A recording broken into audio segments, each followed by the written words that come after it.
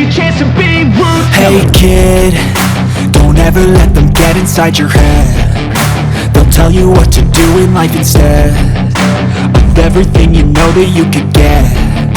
Don't let them guide your life towards regret. I'll fight for what I love with every breath. My past is filled with things I won't forget.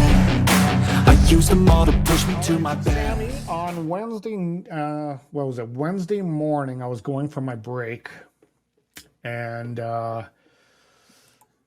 looked at my phone and I got a text message from you, and you're the one that actually broke the news to me of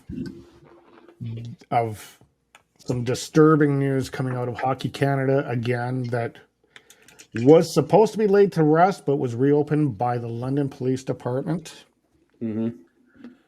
And so, before I get into this, the following story deals with sexual assault and may trigger some viewers. So, just a heads up for you guys there, as what we get into is a very sensitive subject. In regards to that, if you know somebody that is going through this in Canada, please call 1-866-925-4419. That's 1-866-925-4419. If you're in the States, I'm sure they can direct you to the appropriate affiliates if you know somebody that is going through this kind of stuff. Okay, let's dive into this. This may take a bit. I'm going to try to get you to your Canucks game for 7 o'clock, but we are probably going to have a good, thorough conversation on this for sure. Okay, so let me get that one banner off there. Okay, so in April of 22, a woman filed a lawsuit against Hockey Canada, the Canadian Hockey League, and on 8 unnamed CHL players, stating she was sexually assaulted in London, Ontario hotel room on June of 2018 following a Hockey Canada event. So this is kind of a little back history of what happened. 5 members of Canada's 2018 World Junior team are alleged to have sexually assaulted the woman in the hotel room in Ontario. And they have been told to surrender to London police by an unconfirmed time. We don't know the time that they want to confirm. I want to make it very clear that what we are talking about today, we are not accusing anybody. We're just kind of pinpointing the dots or not pinpointing the dots, but there's a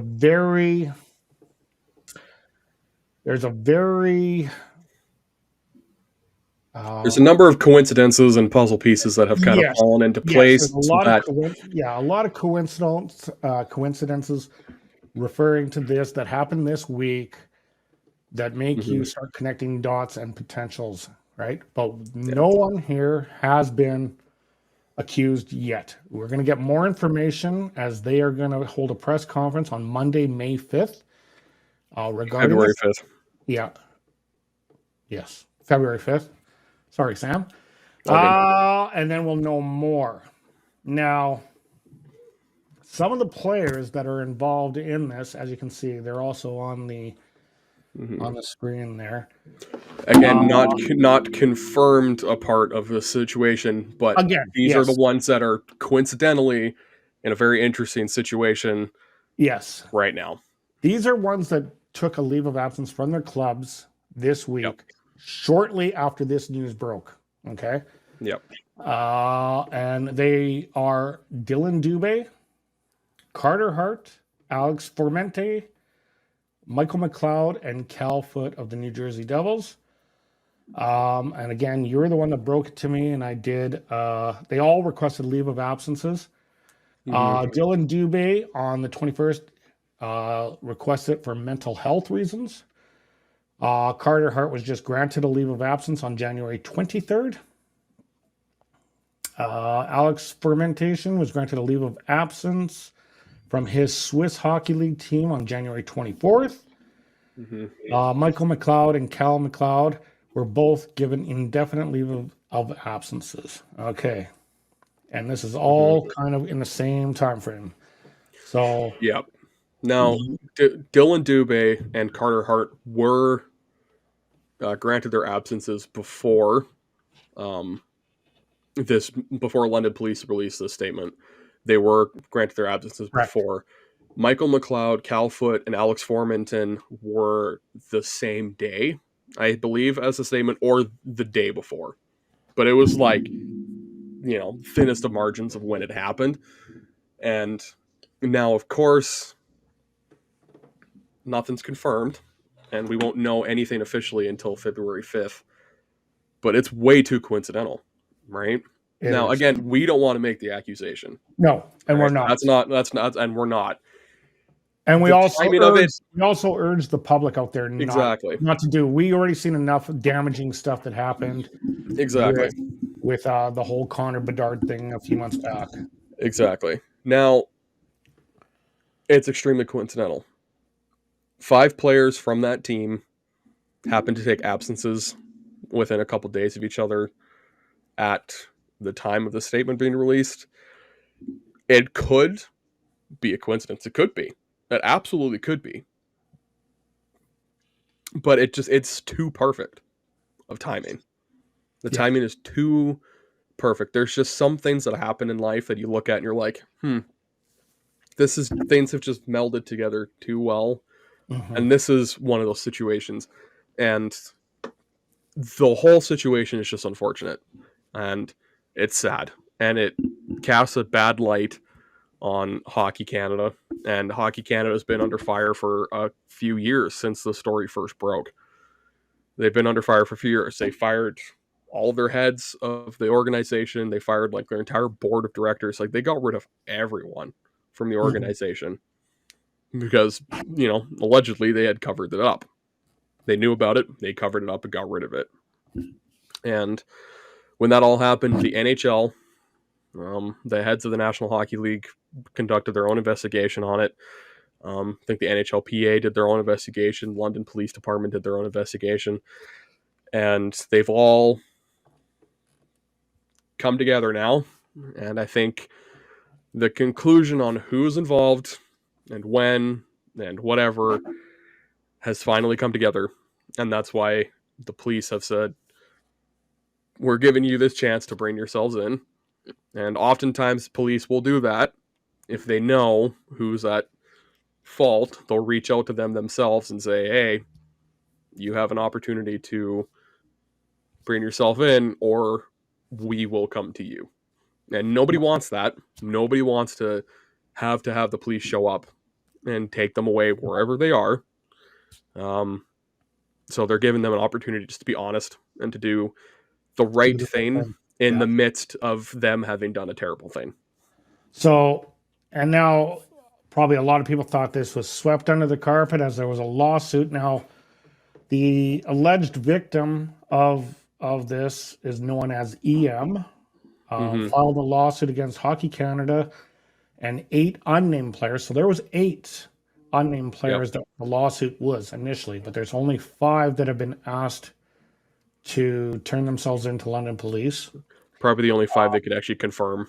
Yeah. And there was the lawsuit paid out $3.55 million in damages. And yeah, everyone thought it was all done and over with, but then the London Police Department reopened the case. I don't know exactly when they did.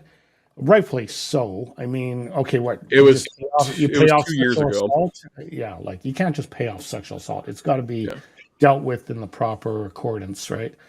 Yeah. So the incident happened. I think the incident happened in June of 2018. It was at some sort of awards gala. If the article that I read is correct, it was at some sort of gala in June of 2018. Is what I read. Okay, so it didn't happen during the tournament. No, this is what I read at some. I don't remember. I don't know if it was the Globe and Mail or whatever, but the article said it was June of 2018. I believe that's some sort of Met Gala. The woman went to the hospital and the police the next day to get tested and et cetera, and to explain the situation. And the police began investigation then and closed it quickly thereafter, citing that there wasn't enough evidence. And then 4 years later, in 2022, she filed a lawsuit, and so London Police Department had to reopen the investigation and decided to reopen the investigation. And now we're here. 2 years later, the National Hockey League has done their investigation. London Police have done their investigation. Hockey Canada, etc., have done their investigations. And like I said before, their investigations are closed. And by closed, I don't mean like, case is over. Like they've finished their investigation.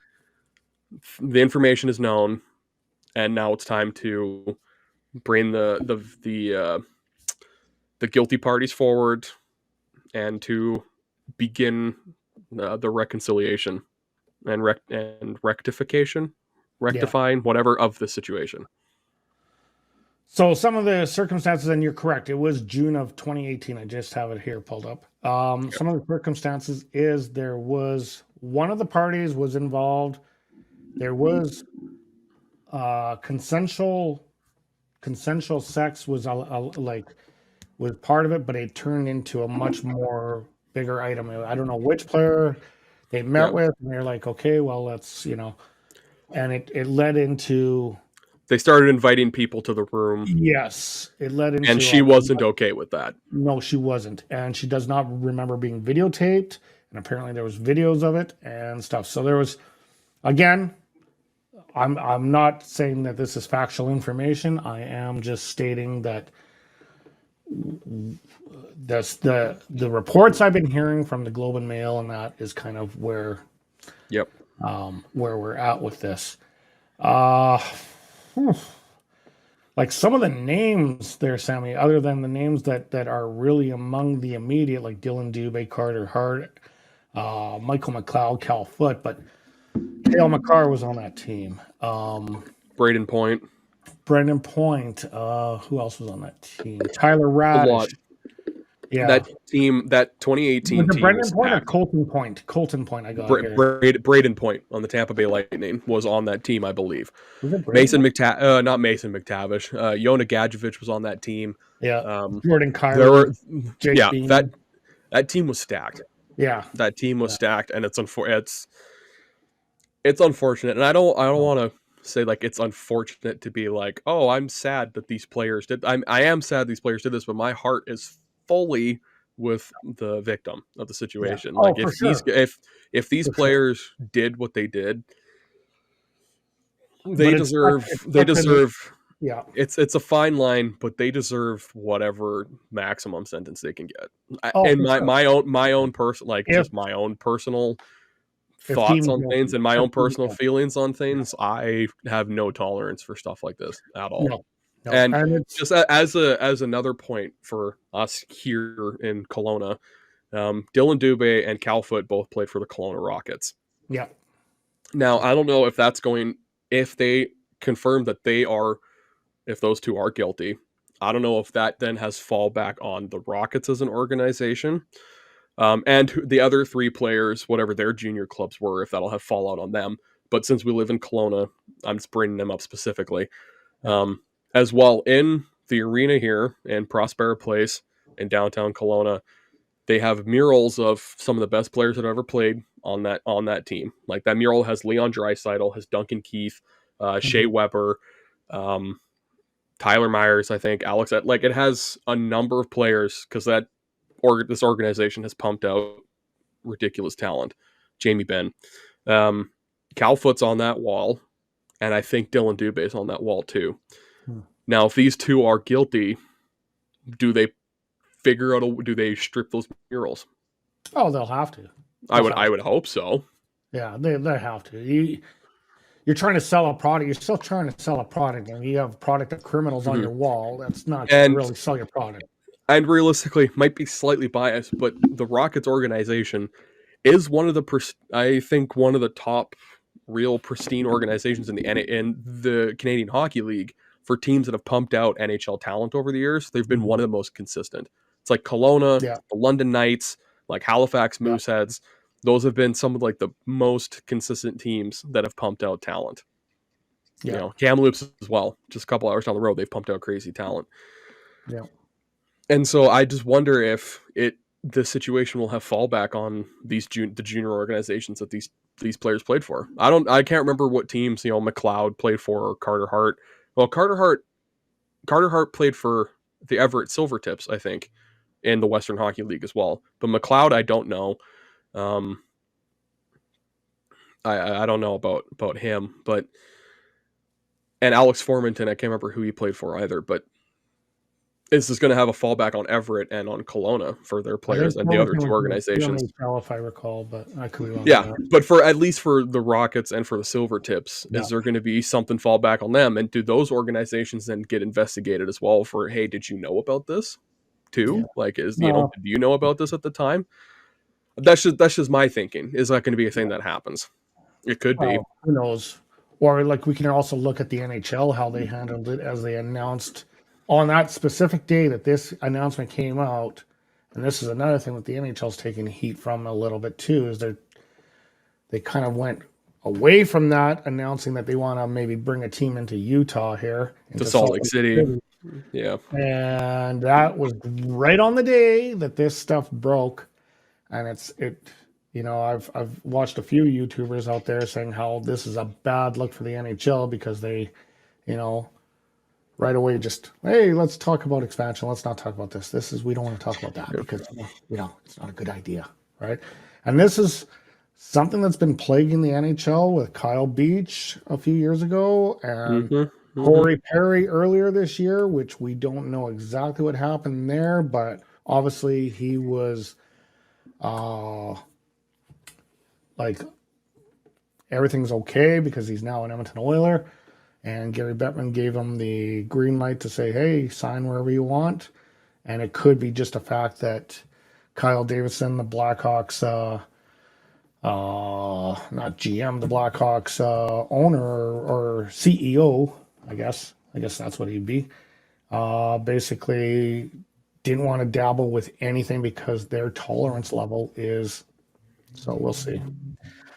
Anyway, yeah, we're going to get more information and we'll probably end up doing a follow-up on this in a few weeks once we find out on February 5th what is what. After February 5th, we'll definitely have to talk about this, and that'll be post All-Star game as well. Yeah, and then we could talk about the All-Star game, which, is whatever. We'll see. I think the All-Star game is going to be good this week. But anyway, let's try to go to a bit of a lighter subject here, Sammy. Hey guys, it's Gene here. If you like the content you just witnessed on this channel, be sure to hit that like, share, and subscribe button. I may be an old timer, but I've been through the trenches of the Edmonton Oilers since their inception back in 1979. I witnessed the glory years, went through the decade of darkness, and now the McDavid era. And if you're just an NHL fan, join Sammy and myself every second week on NHL Aftermath. Chime in, we'll answer your questions.